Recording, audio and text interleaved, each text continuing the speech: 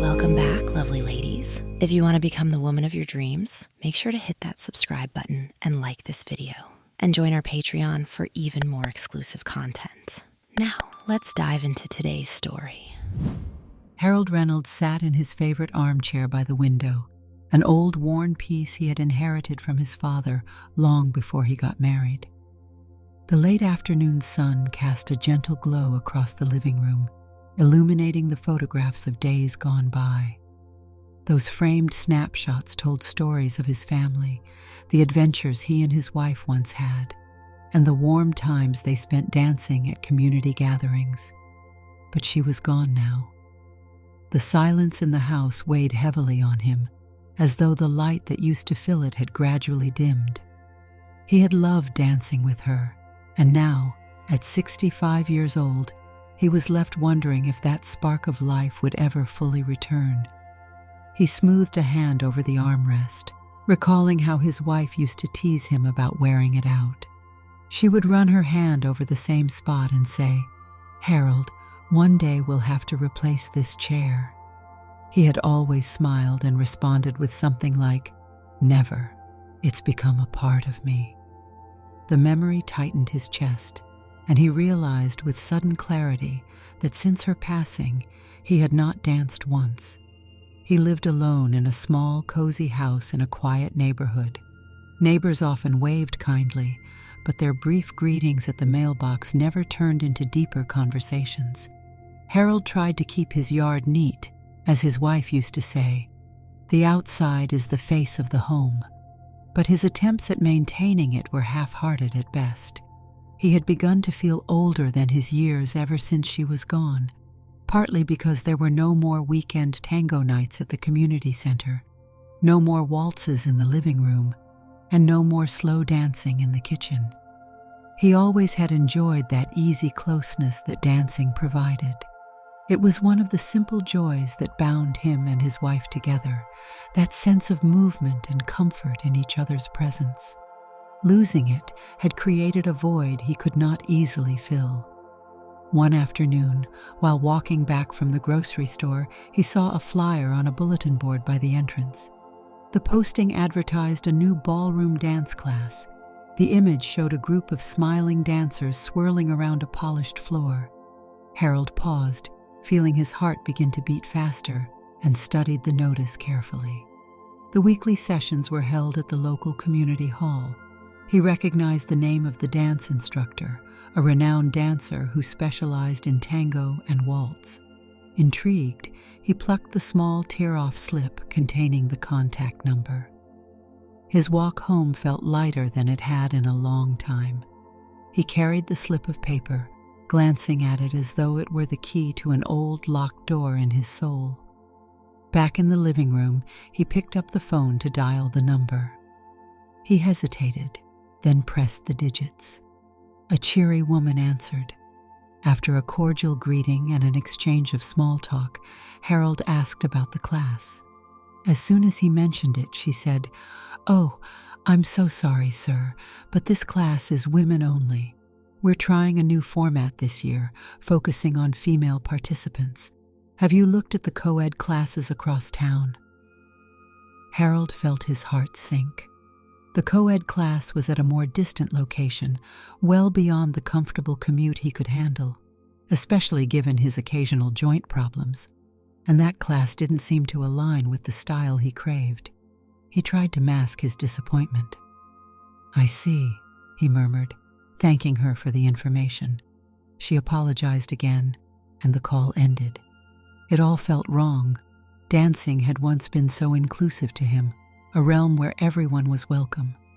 Staring at the phone, he felt that door slam shut. He spent the evening in restless contemplation. The next morning, he rose early, still thinking about dancing. He recalled how his wife used to tell him there was always a way if he wanted something badly enough.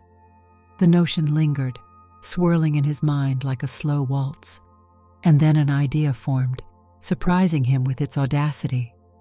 If the class was women only, was there a way he could attend without revealing he was a man?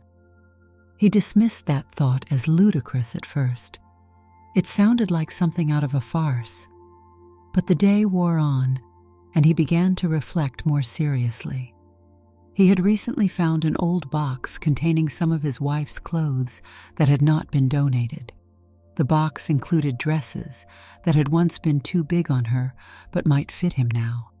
His reflection in the hallway mirror told him he had aged, of course, but perhaps with the right clothes, a wig, and some subtle modifications, he could pass. He acknowledged it would be odd, risky, and possibly humiliating if discovered. Then again, the drive to dance again, especially among people with similar energies, was almost too strong to deny. For 2 days, he wrestled with the idea. He weighed the potential embarrassment against the longing to move in that shared space of swirling skirts and flowing music. Late one evening, he found himself rummaging through the old box in the attic. He held up a floral dress, feeling both foolish and strangely hopeful. That night, before bed, he laid out a few garments on the dresser, half in wonderment, half in disbelief. He stayed awake in the darkness, imagining how the first day of class might go if he managed to pull off this venture. By the 3rd day, he had made his decision. He was going to present himself as a woman named Helen. He whispered that name under his breath, testing its sound. His excitement intertwined with anxiety, but he couldn't deny the sense of purpose welling inside him. It was a long time since he had anticipated something with so much vigor. On the first day of the dance class, Harold spent an hour in front of the mirror. He wore a simple knee-length skirt and a subdued blouse. He used a bit of foundation, borrowed from an old makeup kit his wife had left behind, and ran a comb through a short wig. The reflection gazing back at him was startling. He adjusted his posture, tried to soften his expression, and practiced a feminine voice. It was not perfect, but maybe convincing enough for a casual group environment. He also added a pair of short heels that had been in the box, wincing at how snug and foreign they felt on his feet. Stepping outside, he was hyper-aware of the mild summer breeze against his legs, the rustle of the skirt, and the subtle sway of the wig. He drove to the community hall, parking a short distance away. Each step across the pavement heightened his awareness. The walkway to the building felt longer than usual. With a pounding heart, he entered the foyer, passing by the mirrored doors and following the signs to the main dance room. Upon entering, the gentle hum of chatter and music made him both exhilarated and tense. He saw about a dozen women, all in dance attire. Some wore dresses, others sported dance pants and stylish tops. A friendly brunette, presumably the instructor, approached him with a wide smile. "Hi there, you must be Helen," she said, consulting a roster. "I'm Denise. Welcome to our new class." Harold forced a polite smile, trying to keep his voice high yet steady. "Yes, I'm Helen. Thank you for having me," he replied. His heart galloped as the words left his mouth. Denise nodded and gestured for him to join the group stretching in the corner. He walked over slowly, aware of the curious but mostly warm glances from the other women. Some introduced themselves, Linda, Barbara, and a few others whose names Harold tried to remember. Overall, they seemed welcoming. Among them was Martha, a woman close to Harold's age, with short white hair carefully styled into soft curls. She wore a burgundy dance skirt and a beaded top, and her eyes had a certain sparkle that suggested an enthusiastic spirit. She gave Harold a pleasant nod, but did not ask too many questions, sensing his nerves. "Ready for some tango?" she quipped, wiggling her eyebrows playfully. "Denise promised us a real workout tonight." Harold swallowed hard and nodded. "I've always loved tango." The sincerity behind those words overcame his worry for a moment, and he found himself smiling back at Martha. She led him to an open space on the dance floor, and they followed Denise's instructions. The session started with basic steps, focusing on posture, form, and fundamental movements. Harold's body awakened to the music's rhythms. Even in that environment, laden with the tension of keeping his secret, he felt the pulse of joy in learning, or in his case, relearning, each step. After an hour, Harold felt sweat forming under his wig, but he was invigorated, the kind of refreshing energy he had not experienced in ages. Martha, too, seemed to be in high spirits. "You're picking this up nicely," she said, giving him an approving look. She teased him a bit about his stance. "Try to loosen up your hips more. Tango is all about guiding your partner, stepping with purpose, and letting the rhythm flow." Harold nodded, adjusting his posture. He had to hide the fact that he was used to leading, but the class's structure gave each participant a chance to both lead and follow at times. During water breaks, the group chatted about everything from the weather to upcoming community events. Harold mostly listened, not wanting to slip up and reveal too much about himself. But Martha's friendly nature drew him into conversation. She mentioned she was also widowed. Her husband had passed away 3 years prior. The mention of her loss resonated with him on such a deep level that he almost forgot his disguise. He looked at her with genuine compassion, and Martha seemed to appreciate the empathy she sensed behind his eyes. The weeks went by, and Harold grew more comfortable with the routine of preparing for class. He discovered better ways to apply makeup, found a wig that fit more securely, and practiced speaking softly when around the other dancers. Although his feet ached more than they used to, especially from wearing heels, he relished the sense of belonging he found in that hall. Dancing with Martha became the highlight of his week. They had a connection on the floor, a shared rhythm, an unspoken understanding of how the music guided their bodies across the parquet. One evening, he arrived a bit early, hoping to warm up before the class officially started. Martha was already there, chatting with Denise in the corner, and Harold heard laughter. When Martha noticed him, she waved him over. "Helen," she called. "I was just telling Denise that I'm tired of practicing the tango without a real partner at home. I might just start dancing in my living room again. My cat might find it amusing." Denise chuckled, and Harold smiled at the image of Martha dancing in her living room by herself. He remembered the living room dances he once shared with his own wife, those slow, meaningful moments. A wave of emotion swept through him, but he steadied himself, unwilling to let the facade crack. He joined them, and together they practiced some warm-up stretches. That night's lesson focused on faster footwork, spins, and the nuances of the tango hold. Martha, in her usual lively way, made witty remarks every time Denise demonstrated a step that looked challenging. She poked gentle fun at her own occasional missteps, and Harold found himself laughing more freely than he had in a long time. The tension of maintaining the disguise did not vanish, but being around Martha and the other women lightened his mood. There was a sense of camaraderie, an understanding that each of them was there to celebrate movement and joy. After class, Martha invited Harold to join her for coffee at the nearby cafe, but he politely declined, feeling it might risk too much exposure if they spent a lot of one-on-one time outside the class.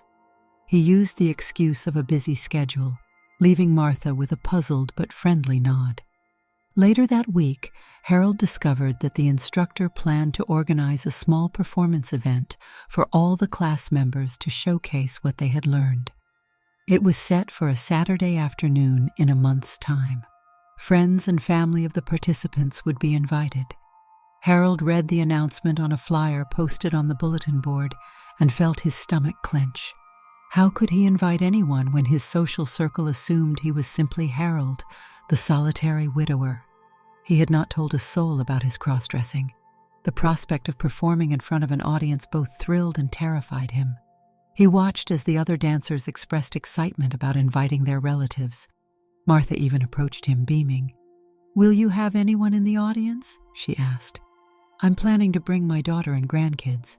Harold stammered. "Oh, I'm not sure yet." He avoided further details, hoping she would not press. She didn't. She only suggested that if he needed support, he could stand with her and her family.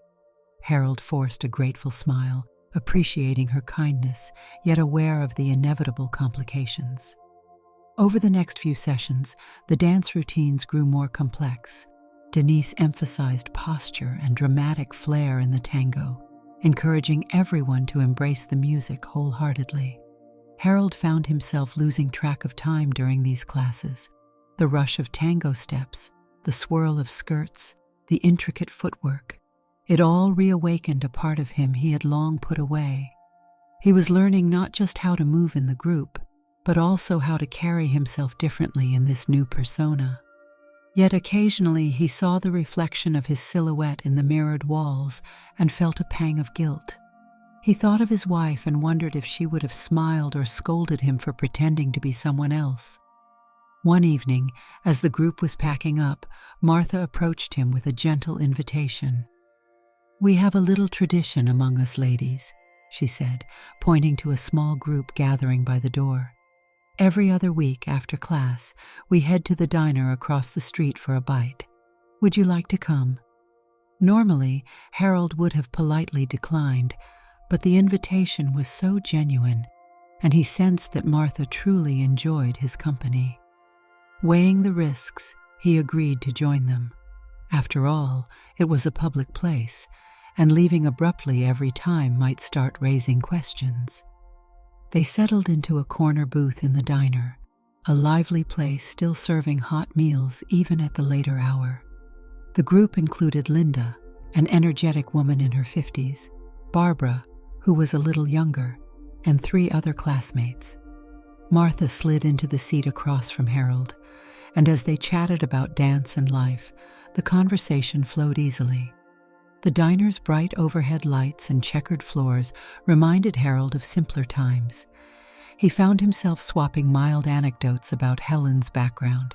He carefully wove half-truths and generic statements, saying that he was retired, had lived in the town for some time, and was looking for new activities. He avoided mentioning anything too specific, like spouse or children. Martha then brought up the performance event. "I told my daughter about it. She's excited to see me dance again. She said it reminds her of when I used to do the tango at weddings. 'Mom, you're unstoppable,' she told me." Martha smiled warmly. "I asked about her father, if he'd be proud, and she said absolutely. He used to love watching me dance." Her eyes misted for a moment. Harold reached across the table, placing a hand gently over hers. He caught himself, noticing how his own hand might appear slightly larger, but Martha seemed to focus on his empathy. "I miss him," she continued, pressing her lips together. "Sometimes I think dancing is the only thing that really brings back those good memories." Harold nodded, feeling an intense connection to her words. "Dancing can do that," he said softly. "It carries memories in each step." For the rest of the evening, they spoke in hushed, understanding tones, occasionally brightened by small jokes from the other women. After that night, Harold's routine included the occasional post-class get-together at the diner. Each time, he learned a bit more about Martha. She had 2 grown children, both living nearby, and a handful of grandchildren who kept her busy with birthdays and playdates. She had moved into a smaller house after her husband died, finding it more manageable, and spent her days reading novels, tending to her garden, and volunteering at the local library. Their conversations began to feel increasingly personal, and Harold struggled with conflicting emotions. He realized that his admiration for her went beyond dancing. She exuded a vibrant warmth, a zest for life that reminded him of what was possible even after deep loss. But he also knew he was deceiving her each time they spoke. As the performance day approached, the class grew more rehearsed and disciplined. They worked on small group routines as well as partnered demonstrations. At times, Martha and Harold partnered up, exploring the dynamics of tango. Although they joked and laughed, each session had an undercurrent of intensity. The way their bodies maintained closeness, the silent communication of each step, and the surprising comfort Harold felt when sharing that space with Martha. One afternoon, 2 weeks before the performance, Harold arrived early to help Denise move some extra chairs.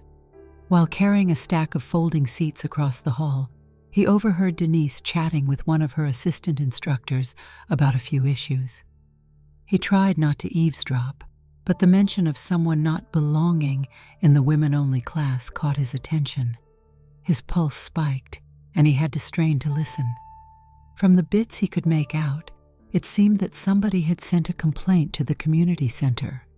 Denise was telling her assistant that although it was a sensitive topic, they might need to verify the eligibility of each participant. Fear clamped at Harold's chest. He hurried away, making sure he wasn't seen. During that evening's session, Harold danced with the group, forcing himself to remain calm. He tried not to let suspicion or anxiety show on his face. Martha, noticing he was quieter than usual, whispered, "Everything all right, Helen?" He managed a smile. "Yes, just a bit tired," he replied, trying to keep his voice in the practiced tone. She left it at that, but concern lingered in her eyes. After class ended, Harold lingered near the back, gathering his things slowly. Denise approached, looking uncharacteristically subdued. "Helen, can I speak with you for a moment?" she asked softly. Harold's heart pounded, but he nodded. They went to a corner of the hall, away from the other dancers. "I just wanted to check in," Denise said, her tone kind. "We've had a bit of an issue come up. Some anonymous concerns were raised about the nature of this being a women-only class." She cleared her throat. "I'm only bringing this to your attention because you're a newer participant, and I wanted to make sure you were comfortable. There's no official inquiry yet, but I'll need to confirm everyone is indeed part of the group we intended to serve." Harold tried to remain composed, though a swell of panic built inside him. "I see," he murmured. Is there a way I can help clarify anything?" Denise sighed, offering an apologetic look. "Not at the moment. I'm hoping it all blows over. This is supposed to be a supportive environment for people who identify as women. If someone is here under false pretenses, it might cause trouble for the entire class." She paused, hesitating. "Helen, I'm not accusing you of anything.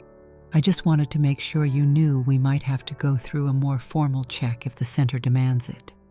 He thanked her for the heads up, struggling to speak in a steady tone. He felt sweat gather under his wig once more. As he left the hall, he realized he was standing at a crossroads.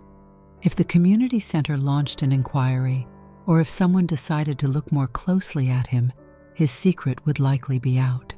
The thought of having to leave the class, or worse, face public humiliation, filled him with dread. Yet the alternative, disappearing and never dancing again with Martha, was equally wrenching. For days, he avoided responding to the group's friendly messages and tried to keep a low profile. He even considered withdrawing from the performance, but every time he imagined not dancing, something in him resisted. One afternoon, a ring of the doorbell startled him.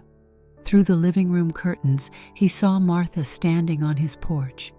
She was in casual clothes, holding a small basket. Harold's mind raced. She only knew Helen. So what was she doing at Harold's house? He answered the door cautiously, stepping partly outside so she couldn't see into his living space. Martha blinked, looking at him with confusion. "Hello? Do you live here?" she asked. She glanced down at a slip of paper in her hand. "I'm looking for Helen. Denise gave me this address, said she might be staying here temporarily." Her eyes flicked over Harold's face, trying to place him. In that moment, Harold realized Denise must have shared the address on file for Helen in case Martha wanted to reach out. Harold had used his real address, never imagining that a classmate would appear unannounced. He forced an awkward smile. "Ah, yes, Helen is my cousin," he lied. "She's out right now. May I help you?" Martha looked disappointed. "Oh, I brought her some homemade bread and thought we could talk. She's been so quiet lately. I wondered if something was wrong." The sincerity in her eyes made Harold ache. Before he could respond, she glanced at him again, more searchingly. "Wait, you look somewhat familiar. Have we met?" Harold felt heat flood his face. He tried to brush it off. "I don't think so. Maybe I just have one of those faces," he mumbled. "I can give Helen the bread when she returns, if you'd like." Martha nodded, but she didn't seem entirely convinced. "Sure, just let her know Martha came by. She can call me if she wants." She placed the basket in Harold's hands, then turned to go. As she walked away, Harold felt guilt churn in his stomach. He didn't like lying to her. She looked back once more, a flicker of doubt in her expression, but she continued on her way without pressing the matter. Over the next few days, Harold wrestled with a storm of emotions. He wanted to see Martha and the other dancers at the next class, but the looming possibility of exposure was too great. Still, the date of the performance was approaching, and Martha had repeatedly expressed how excited she was to dance with Helen. If he vanished now, it would break the connection they had built. Late one evening, he paced his living room, occasionally peering at the old records that lined his shelves, his deceased wife's photo, and the basket of bread Martha had left. He still hadn't touched it, somehow regarding it as symbolic of the warmth she had shown him. Eventually, he made his choice. He would go to the performance, he would dance, and after the performance, he would reveal his identity to Martha. It might fracture everything they had, but at least he would have given her an honest resolution. He owed her that much. If she refused to speak to him again, at least he would do so with the knowledge that he had danced again, truly danced with the kind of passion he once knew. The day of the performance arrived, and Harold got ready with great care. He wore a simple black dress that flowed around his legs, comfortable enough to dance in, but elegant enough for the stage. He secured a better-fitting wig and applied modest makeup. His hands trembled as he stepped out the door, uncertain of how the evening would end. The community hall buzzed with chatter, a gathering of friends and family that had come to watch the show. Chairs were arranged in neat rows, and the stage area was polished to a bright sheen. Harold spotted Martha near the backstage side, greeting her daughter and 2 grandchildren. They were about 8 and 10 years old, wearing big smiles. Martha saw Harold and waved him over. "Helen," she said, voice bright. "You made it. I'm so glad." Harold, in his role as Helen, greeted her warmly. Her daughter gave Harold a polite smile, but the younger child stared curiously at him. "Are you Grandma's friend?" the child asked. Harold nodded, forcing a pleasant smile. The tension inside him grew, but he did his best to act composed. Then he excused himself to find Denise and confirm their part in the show. It felt surreal, weaving through a crowd who believed he was just another older woman with a passion for dance. The event began with a group waltz demonstration. Harold and Martha took their places in formation. The music enveloped them, slow and melodic, and they glided gracefully across the floor. The lights sparkled, and for a few precious minutes, Harold lost himself in the fluid movement, the gentle rise and fall of the waltz. When they finished, applause filled the hall. He could see Martha's daughter and grandchildren clapping enthusiastically in the front row.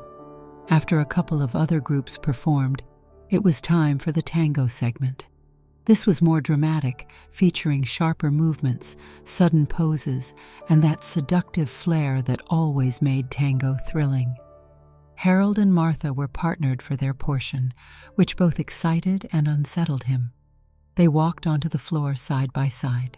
The music started, an evocative tango melody that seemed to pull them into its orbit. Harold placed his hand gently on Martha's shoulder blade, the other clasped in her hand. She drew closer, and they began. The intensity in Martha's eyes was mirrored in Harold's own. Step by step, they traced the patterns they had practiced so many times. Martha executed a flawless pivot, and Harold guided her with confident footwork. The hush of the crowd, punctuated by gasps of admiration at certain sharp turns, heightened the electricity in the room. When they finished, the audience erupted into applause. Martha gripped Harold's hand, her eyes shining. They bowed, and Harold felt something within him surge, an overwhelming mixture of triumph and fear. Once off stage, Martha gave him a quick hug. "You were amazing," she whispered. He stammered a soft, "Thank you," trying to keep his composure. In the midst of the bustle, Harold decided it was time to face the truth. He excused himself, found a quiet hallway behind the stage, and removed his wig. He stared at his reflection in a small mirror, his own thinning gray hair flattened against his scalp, and felt the weight of the moment pressing down. Martha deserved to know. Whether or not the community center discovered him, he had to speak to her first. Gently, he placed the wig under his arm and walked deeper into the hallway, searching for Martha. He found her by a table stacked with water cups. She had changed into more comfortable shoes and was sipping water. When she noticed him, her eyes widened in confusion. "Harold?" she asked, stepping closer. She peered at him with shock. It was obvious she recognized him as the man who had answered the door earlier. "I don't understand. Where's Helen? And why?" Then her eyes fell on the wig. Realization sank in. He gave a shaky sigh, feeling the heat rise to his cheeks. "Martha," he began softly, "I need to tell you something. I am Helen. My name is actually Harold Reynolds. I'm so sorry for this deception." In a halting voice, he explained how he had wanted to join the women-only class, that he had lost his wife and yearned to dance again. He told her how dance had once been the highlight of his life, and that the only way to be part of that community was to adopt a disguise. He apologized again and again, his voice trembling with guilt.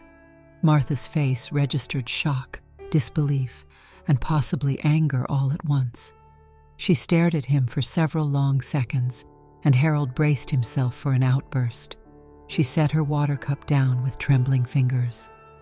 "I don't know what to say," she murmured, struggling to form words. "You lied to me, to all of us." She pressed a hand to her chest, confusion etched across her features. Harold nodded, swallowing a lump in his throat. "I never meant to hurt anyone," he whispered. "I just needed to dance again. I know I should have found another way." She looked at the wig under his arm. "All this time, the phone calls, the diner visits, the secrets, you let me think you were someone else." A tear slipped from her eye. "I trusted you, Helen, or Harold, or whoever you are." His heart clenched. "I understand if you can't forgive me," he said quietly. "I just thought you should know the truth. Dancing with you these past weeks has been the best thing that's happened to me in a very long time." Martha looked away for a moment, collecting her thoughts. Then she turned back, eyes damp. "Did you even once consider telling me before now?" She shook her head. "I poured my heart out to you about my husband, about my life, and all that time you were hiding behind a costume." He started to say something, then stopped. He could not deny that he had put his own longing above her trust. The moment stretched painfully until a voice called Martha's name from across the hallway. It was her daughter, looking for her. Martha waved her off with a quick gesture, then turned her attention back to Harold. Her expression softened slightly, though hurt still lingered in her gaze. In a calmer tone, she whispered, "Harold, I don't know where to go from here. I feel betrayed, but I also can't deny that dancing with you, or Helen, has been wonderful." She let out a shaky sigh. "I'm not sure I can just pretend this never happened, but I also can't ignore how much I've enjoyed our time together." She paused. "I need to think. I need time." He nodded, tears burning at his own eyes. "I understand," he whispered. "Take all the time you need. I won't bother you."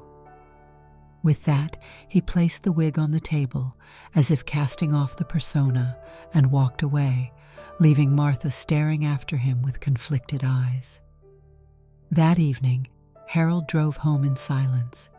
He did not even remove the simple black dress until he was inside his house, trembling with the aftermath of the confrontation. He carefully placed the clothing and wig in a spare closet, aware that his double life had likely ended. He remembered the final applause at the performance, the joy he had felt moments before revealing himself. Now that sense of elation was tinged with a deep ache. The following days passed in an anxious lull. Harold struggled to go about his regular routine. He avoided any calls that popped up on his phone, though he noticed none came from Martha's number. He missed the dance classes, but assumed that his presence there would no longer be welcome. News of what he had done would likely spread.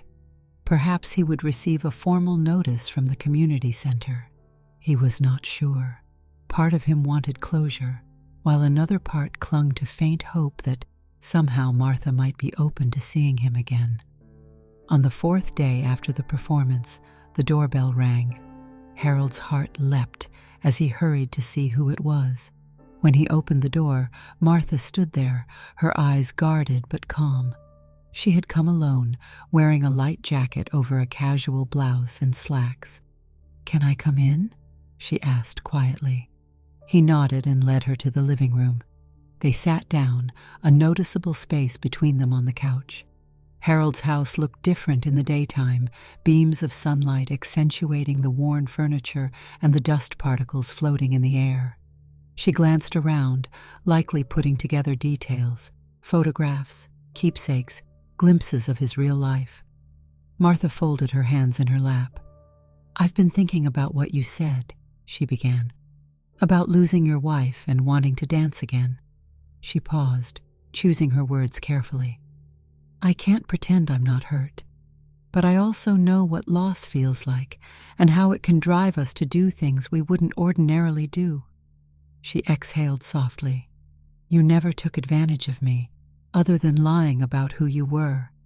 You were a good friend, or at least you tried to be. And on the dance floor, I recognized a genuine passion." She let out a short, ironic laugh. "You dance like a man who knows exactly what it feels like to miss something." Harold swallowed hard, nodding. "I do. I missed dancing. I missed what it represented. Closeness, warmth, the sense of being alive." He folded his arms across his chest, then realized how defensive that posture looked and let them drop to his sides. "I am sorry, Martha. No matter how I explain it, it doesn't excuse the lie." She studied him quietly. "I spoke to Denise. She told me someone had been complaining about men sneaking in, but the center decided not to pursue it further, especially since the performance is over. So as far as the class goes, they're letting it pass." Her gaze shifted to the floor. "But between you and me, trust takes time to rebuild. I'm not sure if I can jump back into dancing at the community hall with you." She bit her lip.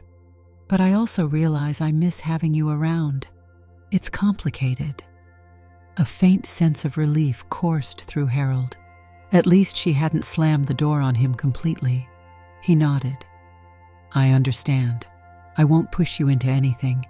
If you need me to stay away, I will." Martha's expression flickered. "I don't want you to vanish from my life," she said softly. "At the same time, I'm not ready to just pretend everything is fine. Maybe we could start by being honest friends. No disguises, no secrets. We can find a way to keep dancing, maybe somewhere else or privately. This class was unique, but there are other options. The corner of Harold's mouth lifted into a cautious smile. I'd like that. Even if it takes a while for you to be comfortable around me again, I'd like the chance. She nodded and rose from the couch, smoothing her jacket. All right, but let me do it at my pace. For now, if you're willing, maybe we can have coffee once in a while. We can talk about dance steps, just as ourselves. She paused, her eyes flicking to a small photo frame on the mantel. Is that your wife? Harold looked at the photo, a younger version of himself, beaming at his beloved on their wedding day. Yes, he said quietly. She was the one who got me into dancing all those years ago. Martha walked over to examine the photo. She looks like she was very joyful, she murmured. I'm sorry you lost her. Harold closed his eyes for a moment, feeling the weight of that sorrow again. Thank you. He met Martha's gaze. It means a lot to me that you're here. She nodded and made her way to the door. I'll call you soon, she said. We'll talk more. With that, she left, leaving Harold with a swirling mixture of relief, sadness, and cautious optimism. In the following weeks, they navigated a delicate path. Martha did not return to the community hall's classes, saying she needed a break from that environment. Harold, for his part, decided to steer clear of the women-only lessons, but he found a small co-ed group in a neighboring town. It required a longer drive, but it was legitimate, and he could be himself. He invited Martha once, but she was not ready. Instead, she and Harold met at a small coffee shop near her neighborhood. They talked for hours, slowly, carefully, building a new kind of bond. She asked him more about his wife, about his earlier life, and he asked her about her late husband and her family. The animosity and betrayal still lingered beneath the surface, but it began to lessen bit by bit. Eventually, Martha agreed to visit Harold's new dance group as a spectator. She sat in the corner of the small studio, watching as Harold took tentative steps with a partner. He cast occasional glances in her direction, and she offered small, encouraging smiles. When the session ended, he approached her. What did you think? He asked. She shrugged, a slight grin on her lips. It was all right. Maybe someday I'll join you on that floor. She paused, looking him directly in the eye. I'm not quite there yet, though. He accepted that, and over time, an unspoken understanding formed between them. They kept each other company, shared memories, and once or twice, in the privacy of Harold's living room, they held each other and danced gently to old records. They did so in casual clothing, with no pretense, letting the music guide them. It wasn't the grand tango flourishes of the community hall, but it was real. One late afternoon, after a slow, quiet dance in Harold's living room, Martha rested her head on his shoulder. The needle on the record spun in its final groove, the music fading softly. You know, there was a moment during the performance when we did that final pose, she murmured, eyes closed. I felt something I hadn't felt in a long time. A warmth, a closeness. She swallowed. I was furious when I realized how you had lied, but I can't ignore how genuine that feeling was. Harold tightened his hold on her for a moment. It was genuine, he admitted. No matter how I presented myself, that feeling when we danced together was always genuine. He stepped back, gazing at her face. If there's any way forward, I want to find it. Martha looked up at him. We're both older. We've been through heartache. I guess we have the courage to try something new, however messy it might be. She sighed, her eyes glistening. Just promise me no more disguises. He managed a slight laugh, tinged with vulnerability. No more disguises, he agreed. They continued to meet regularly. Some weeks they joined the co-ed dance group together, though Martha remained cautious about being fully comfortable there. Other times they met in private for simpler dances. They were forging a bond rooted in honesty now, acknowledging the complicated way they met, yet also acknowledging how dancing brought a spark back into their lives. Harold found a new sense of purpose. Martha discovered fresh motivation to embrace activities that reminded her of better days. A few months later, Denise from the women-only group reached out to both of them. She was organizing a broader community showcase where anyone could perform in pairs. She expressed hope that Harold and Martha might consider doing a tango demonstration, given how impressive they were during that earlier performance. Martha was hesitant at first, wary of reliving the fiasco, but after some reflection, she agreed on the condition that they would appear together as who they really were, a man and a woman who had found an unusual connection through dance. They spent several weeks rehearsing at the co-ed group's studio, the old tension of partner dancing rekindled, though it was now wrapped in a deeper understanding of each other's past. They worked on the steps, the flourishes, and practiced the final pose that had once drawn so much applause. In those moments, the memory of the performance and all its emotional turns lingered, but they pressed on. Slowly, the bitterness was replaced by an appreciation for how they had come together, even if the circumstances were unconventional. On the evening of the new showcase, they stepped onto a modest stage at the local theater. It was not as large as the community center's hall, but it felt more intimate. The lights dimmed, and the tango music began. Harold wore a simple suit, Martha a flowing burgundy dress that complemented the passion of the piece. They met in the center, eyes locked, and started dancing. Each pivot, each sweep, was a testament to the strange road they had traveled. The audience's murmurs quieted as the pair performed with a smooth, synchronized grace. At the end, Martha leaned back in that dramatic pose, her eyes meeting Harold's. They held it for a breathless second, and the crowd erupted into applause. Off stage, they embraced in the wings, breathing hard from the exertion. Martha's cheeks glowed from the excitement, and Harold felt a rush of gratitude. She rested her hands on his shoulders. "I think that was our best tango yet," she whispered. He smiled and nodded, content to know they had come this far. They spent the rest of the evening greeting other dancers, taking photos, and joking about their near-disastrous introduction so many weeks ago. While the complexities of their relationship had not magically vanished, they had found a forward path that felt honest. As they prepared to leave, Martha's daughter approached. She had come to watch the showcase, though she seemed less shocked than she had been months ago. Perhaps Martha had told her some of the story in bits and pieces, enough to bring her daughter to an understanding of the situation. The daughter offered Harold a somewhat tentative smile, congratulating them both on a wonderful performance. Harold, in turn, thanked her for being supportive of her mother. Later that night, Martha and Harold walked along the sidewalk outside the theater, the streetlights casting soft cones of light on the pavement. "You remember that first day you showed up at the women-only class?" Martha asked, glancing at him with a half-smile.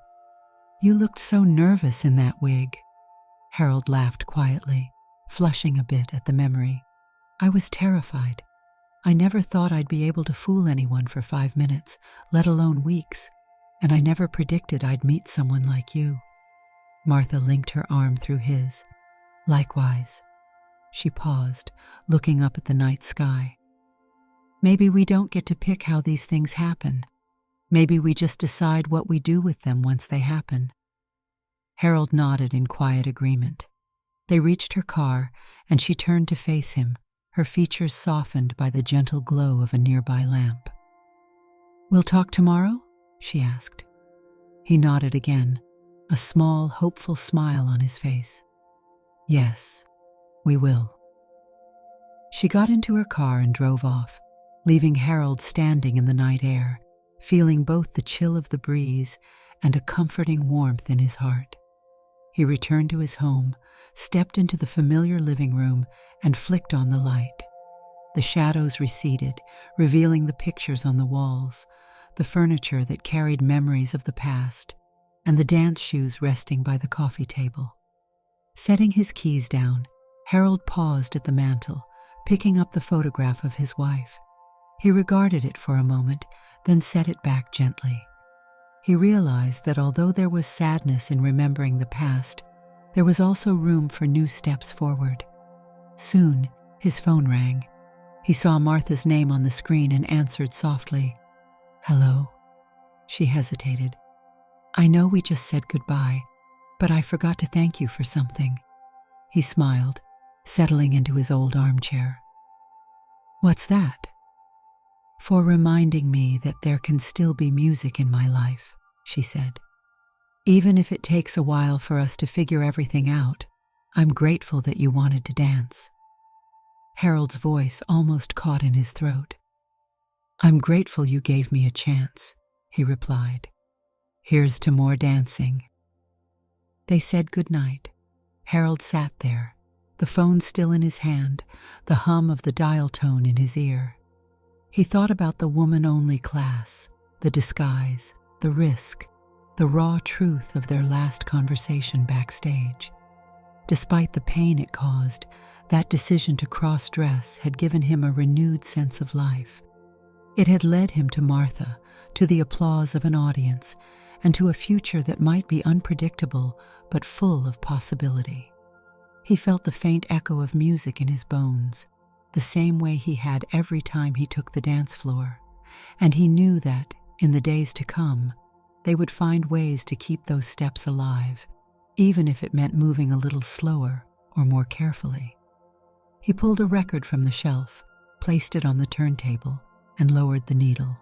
Soft tango music began to fill the quiet. Harold stood, closed his eyes, and let his body sway gently to the beat. Perhaps tomorrow he and Martha would dance again in this very room. For now, he was content to feel the notes guide him, confident that as long as there was music, there was a path forward, one step at a time. Did you like the story? Hit that like button and tell me what you thought in the comments. Do you want to hear more stories? Subscribe and hit the bell. For exclusive content and early access, check out our Patreon. You can find the link in the description, or you can watch any of the videos shown on my right. Thank you for watching and see you in the next video.